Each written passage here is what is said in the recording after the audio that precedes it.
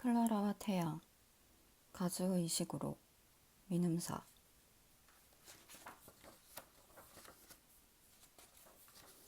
나의 어머니 시즈코 이식으로를 기억하며. 일부. 로사와 내가 세상에 나온 지 얼마 안 되었을 때 우리는 매장 중앙부 잡지 테이블 쪽에 있었는데 그 자리에서도 창문이 절반 넘게 보였다. 그래서 바깥 세상을 볼 수 있었다. 빠른 걸음으로 걷는 사무직 노동자, 택시, 조깅하는 사람, 관광객, 거지 아저씨와 개, 알피오 빌딩 아랫부분이 보였다. 우리가 좀 적응이 된 다음에는 매니저가 매장 앞쪽 쇼윈도 바로 뒤까지 가도록 허락해줘서 알피오 빌딩이 얼마나 높은지 보았다. 딱 적당한 시각에 그 자리에 가면 해가 우리 빌딩이 있는 쪽에서 알피오 빌딩이 있는 쪽으로 넘어가는 모습이 보였다. 이렇게 해가 움직이는 걸 볼 수 있는 운 좋은 날이면 나는 얼굴을 내밀어 해가 주는 자양분을 최대한 많이 받으려 했다. 로사가 곁에 있을 때는 로사에게도 그러라고 말했다. 1, 2분 정도 지난 뒤엔 원래 자리인 매장 중앙부로 돌아가야 했다. 그 자리에서는 해를 못 볼 때가 많아서 세상에 나온 지 얼마 안 되었을 때는 우리가 점점 약해지진 않을지 걱정했었다. 그때 우리와 같이 있던 소년 AFX가 걱정하지 말라고 우리가 어디에 있든 해는 우리한테 올 수 있다고 했다. 렉스가 마룻바닥을 가리키며 말했다. 저게 해의 문이야. 걱정되면 저걸 만져봐. 그러면 다시 튼튼해질 거야. 렉스가 이 말을 했을 때 매장엔 손님이 하나도 없었고 매니저는 빨간 선반 위에 물건을 정리하느라 바빴다. 나는 굳이 허락을 받느라 매니저를 방해하고 싶지 않았다. 그래서 로사를 흘끗 보았는데 무표정하게 나를 마주보길래 나는 2걸음 걸어가 무릎을 꿇고 바닥 위에 생긴 해의 무늬에 2손을 뻗었다. 그런데 손이 거기 닿는 순간 무늬가 흐릿해지더니 어떻게 해도 다시 돌아오지 않았다. 무늬가 있던 자리를 두들겨보고 바닥을 손으로 문질러도 봤지만 소용이 없었다. 내가 다시 몸을 일으키자 소년 AFX가 말했다. 클라라, 너 정말 욕심 많다. 너희들 소녀 AF들은 다 욕심이 많아. 그때는 내가 세상에 나온 지 아직 얼마 안 되었을 때였는데도 바로 그게 내 잘못이 아닐 거라는 생각이 들었다. 내가 해의 무늬를 만진 그 순간에 우연히 해가 물러간 것뿐이라고. 하지만 소년 AFX는 여전히 심각한 표정이었다. 네가 자양분을 다 가져갔어. 봐, 클라라, 깜깜해졌잖아. 정말 매장 안이 어둑해져 있었다. 바깥쪽 인도 가로등에 붙은 견인 구역 표지판도 흐릿한 잿빛으로 보였다. 미안해. 나는 렉스에게 이렇게 말하고 로사에게도 사과했다. 미안해. 내가 다 가져가려던 건 아니었어. 너 때문에 저녁 때 되면 기운이 없어지겠다. 소년 AFX가 말했다. 너 농담하는 거지? 내가 렉스에게 말했다. 농담인 거 알아. 농담 아니야. 지금 바로 아파질 수도 있어. 게다가 뒤쪽에 있는 AF들은 어떡하라고. 지금도 상태가 별론데. 이제 더 나빠질 거야. 넌 욕심이 많아, 클라라. 진심 아닌 거 알아. 나는 이렇게 말했지만 아까만큼은 자신이 없었다. 로사를 다시 쳐다보았는데 로사는 여전히 무표정했다. 벌써 아픈 것 같아. 소년 AFX가 말했다. 그러더니 몸을 축 늘어뜨렸다. 하지만 네가 그랬잖아. 우리가 어디에 있든 해가 우리한테 온다고. 농담하는 거지? 나도 다 알아. 나는 수고 끝에 소년 AFX가 나를 놀린 거라고 결론을 내렸다. 그렇지만 그날 내가 그럴 의도는 없었지만 가게에 있는 AF들이 꺼리는 뭔가 불편한 주제를 렉스로 하여금 입에 올리게 만들었다는 느낌이 들었다. 그러고 얼마 지나지 않아 소년 AFX에게 어떤 일이 일어났고 그 일 때문에 나는 그날의 말은 농담이었더라도 렉스의 마음 한구석에 진짜 걱정이 있었다는 생각을 하게 되었다. 맑은 날 아침이었는데 렉스는 우리 옆에 없었다. 매니저가 렉스를 앞쪽 벽감으로 옮겼기 때문이었다. 매장 안 모든 위치를 고심해서 신중히 정했기 때문에 어디에 서 있든 선택될 가능성에 차이가 없다고 매니저는 늘 말했다. 그래도 우리는 매장에 들어오는 고객의 눈길이 앞쪽 벽감에 가장 먼저 닿는다는 걸 알았다. 당연히 렉스도 그 자리에 갈 차례가 되어 기뻐했다. 매장 중앙부에 있던 우리는 렉스가 턱을 치켜들고 온몸이 해의 무늬로 덮인 채 서 있는 모습을 보았다. 로사가 내 쪽으로 몸을 기울이며 말했다. 와, 렉스 정말 멋있어 보여. 곧 집을 찾겠다. 렉스가 앞쪽 벽감에 서고 사흘째 되던 날, 여자아이가 어머니와 같이 들어왔다. 그때는 내가 아직 나이를 잘 못 맞힐 때였지만 여자아이가 13세 반 정도라고 추정했던 게 기억난다. 지금 생각해봐도 타당한 추정이었다. 어머니는 사무직 노동자였는데 구두와 옷으로 모아 지게가 높음을 알 수 있었다. 여자아이는 바로 렉스한테로 가서 그 앞에 섰다. 어머니는 우리 쪽으로 다가와 우리를 흘끗 보더니 AF 둘이 유리 테이블 위에 앉아 매니저가 지시한 대로 자연스럽게 다리를 흔들고 있는 뒤쪽으로 갔다. 뒤쪽에서 어머니가 아이를 불렀지만 아이는 어머니 말을 무시하고 계속 렉스의 얼굴만 쳐다봤다. 그러더니 손을 뻗어 렉스의 팔을 쓰다듬었다. 렉스는 당연히 아무 말 없이 가만히 웃는 얼굴로 아이를 내려다보기만 했다. 고객이 특별한 관심을 보일 때 그러라고 지시받은 대로였다. 봐! 로사가 속삭였다. 저 아이 렉스를 선택할 건가 봐. 렉스를 좋아해. 렉스는 정말 좋겠다. 나는 로사를 조용히 시키려고 얼른 쿡 찔렀다. 손님이 우리 말을 들을 수도 있기 때문이었다. 이번에는 아이가 어머니를 불렀고 두 사람이 같이 소년 AF 렉스 앞에 서서 위아래로 훑어보았다. 여자아이가 가끔 손을 뻗어 렉스를 건드렸다. 두 사람이 작은 소리로 이야기를 나누는 도중에 여자아이의 말이 들렸다. 하지만 난 얘가 좋은데 예쁘잖아. 잠시 뒤에 또 이런 소리가 들렸다. 아, 엄마 왜? 이즈음에 매니저가 조용히 두 사람 뒤로 다가가 섰다. 어머니가 마침내 매니저를 돌아보며 물었다. 이거 어떤 모델이죠? B2예요. 3세대죠. 잘 맞는 아이에게 렉스는 완벽한 친구가 될 겁니다. 렉스는 특히 아이의 성실성과 학구열을 북돋을 거라고 생각해요. 우리 아이한테 꼭 필요한 거네요. 아, 엄마, 얘가 좋다고. 그런데 어머니가 말했다. B2 3세대가 태양광 흡수 문제가 있는 기종이죠. 어머니는 렉스를 빤히 앞에 두고 얼굴에 미소를 띤 채로 말하고 있었다. 렉스는 계속 웃음을 지었지만 아이는 이해가 안 간다는 듯 렉스에게서 고개를 돌려 어머니를 쳐다보았다. 3세대가 초기에 사소한 문제가 있었던 것은 사실이지만 오류 보고가 크게 과장되었어요. 일반적인 환경에서는 아무 문제 없습니다. 태양광 흡수가 부족하면 다른 문제를 일으킨다고 들었어요. 심지어 행동 문제까지. 어머니가 말했다. 우려하실 만도 합니다만 그동안 3세대 모델은 수많은 아이들에게 엄청난 행복을 안겨주었습니다. 알래스카나 광산 갱도 안에 살 게 아니라면 전혀 걱정할 필요가 없습니다. 어머니는 계속 렉스를 보고 있었다. 그러더니 고개를 가로저었다. 캐롤라인, 네가 왜 얘를 좋아하는지는 알겠어. 하지만 우리한테는 안 맞겠다.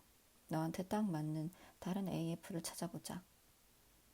렉스는 손님들이 나가기 전까지 계속 웃음을 짓고 있었고 손님이 떠난 뒤에도 슬픈 기색은 드러내지 않았다.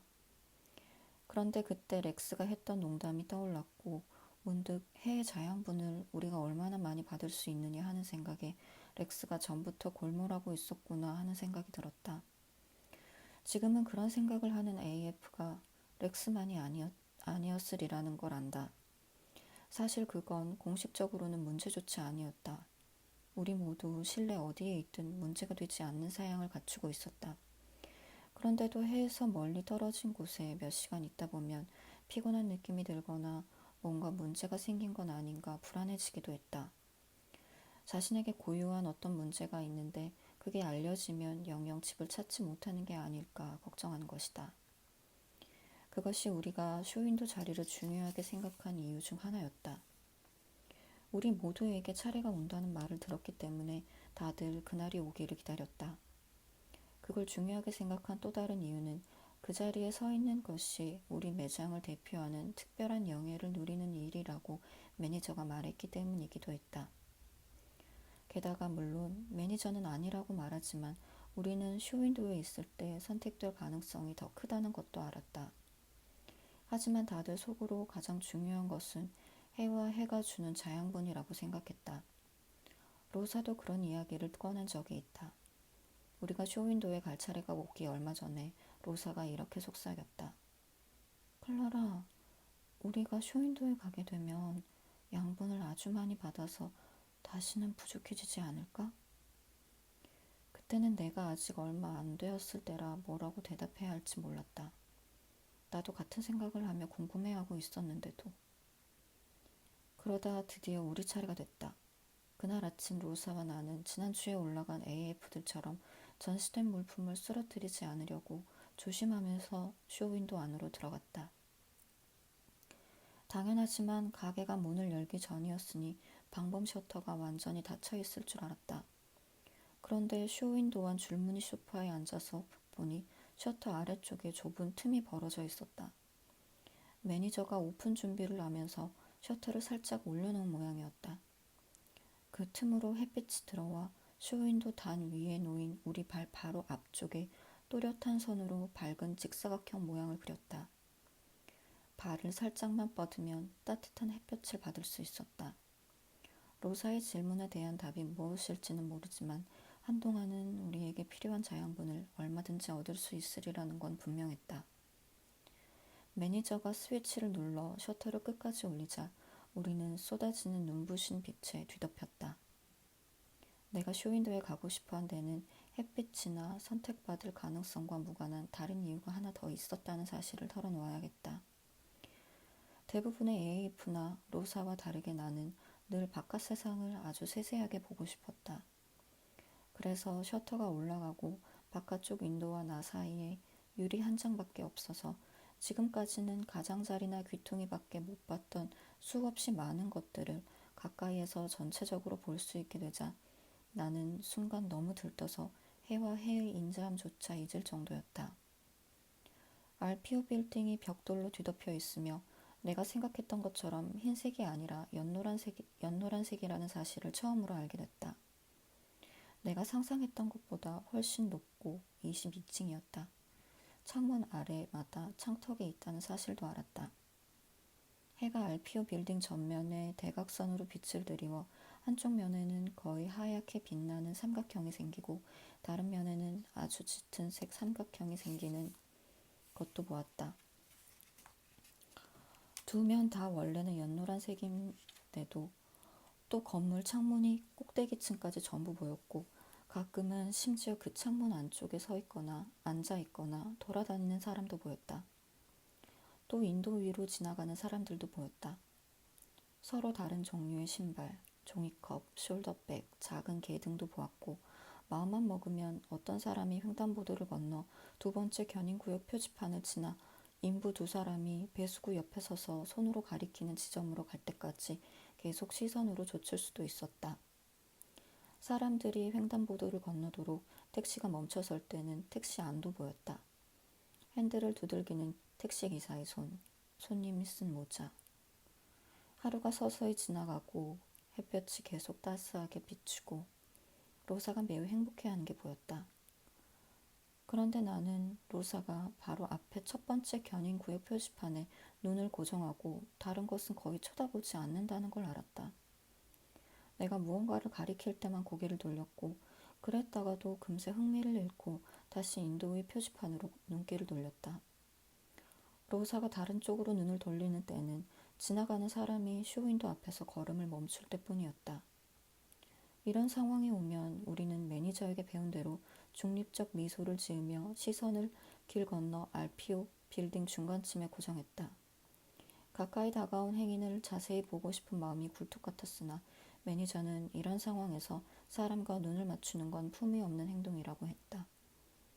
행인이 우리에게 분명하게 신호를 보내거나 말을 건다면 대꾸해도 되지만 그전에는 절대 반응하면 안 되었다. 때로는 걸음을 멈춘 사람이 우리에게 아무 관심이 없을 때도 있었다. 그냥 운동화를 벗어서 뭔가 하려고 하거나 혹은 오블롱을 들여다보려고 걸음을 멈출 때도 있었다. 하지만 유리창으로 다가와 안을 들여다보는 사람들도 있었다. 주로 아이들, 우리와 가장 잘 맞는 나이대의 아이들이 많이 다가왔는데 우리를 보고 즐거워하는 것 같았다. 아이들은 혼자 혹은 어른과 같이 와서 우리를 가리키며 웃고 괴상한 표정을 짓고 유리를 두들기고 손을 흔들었다. 가끔은 나는 알피오 빌딩을 보는 척하면서 창으로 다가온 사람을 몰래 훔쳐보는 데 능숙해졌다. 가끔은 아이가 다가와 우리를 보는데 우리가 마치 무슨 잘못이라도 한 듯 슬픔 혹은 분노가 어린 표정일 때도 있었다. 이런 아이도 금세 돌변해서 다른 아이들처럼 웃거나 손을 흔들기도 했지만 창문 앞에 선 지 이틀째에 나는 그래도 여러 아이들 사이에 뭔가 다른 점이 있음을 느꼈다. 이런 아이를 세 번째인가 네 번째로 보았을 때 이 점에 대해 로사와 이야기를 해보려 했는데 로사는 그냥 웃으며 말했다.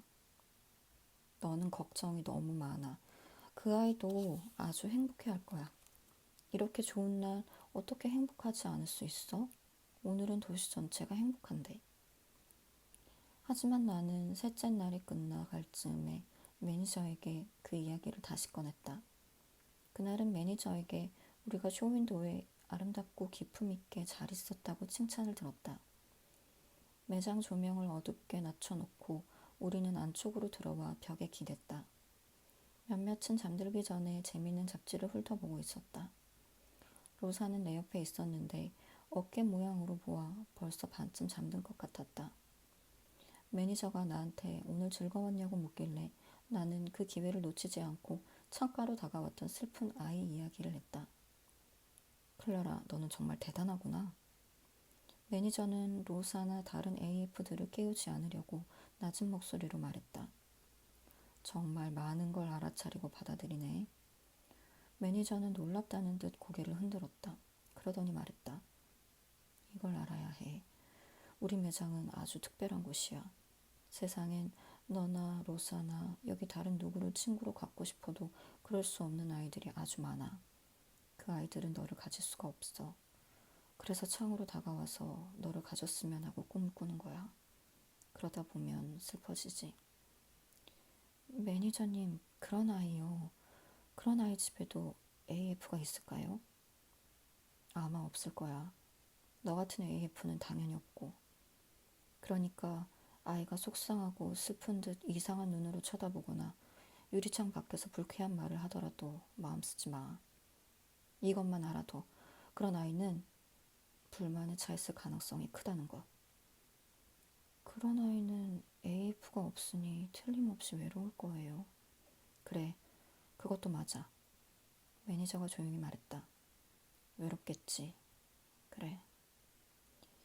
매니저가 눈을 내리깔고 아무 말도 하지 않길래 나는 잠자코 기다렸다.